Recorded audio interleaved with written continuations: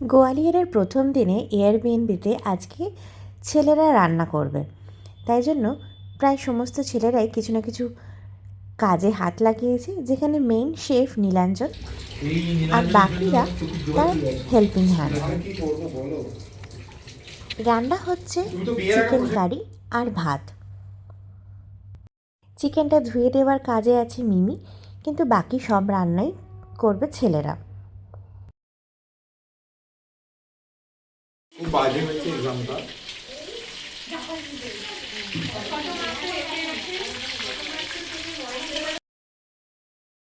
এখানে মশলা কষানোর কাজ চলছে।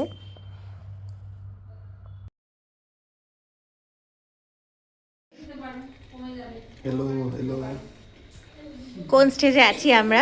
নাও চিকেন কষানো হবে। চিকেন দেওয়ার পরে মশলাগুলো কষানো হয়ে গেছে। মাংস কষাতে একটু 5-10 মিনিট লাগবে, বাস ঢেকে দিই।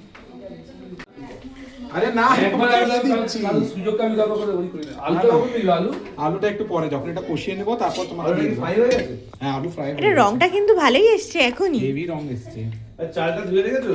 না, চালটা এই যে ভিডিও তুলবে তখন প্রসেনজিৎ ঘোষ চৌধুরী চলে আসবে। দেখেছিস মিনি?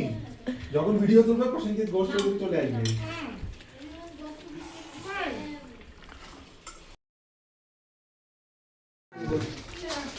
হেভি হয়েছে কিন্তু। আমাদের টেস্টি চিকেন কারি রেডি হয়ে গেছে, আর তার সাথে ভাত।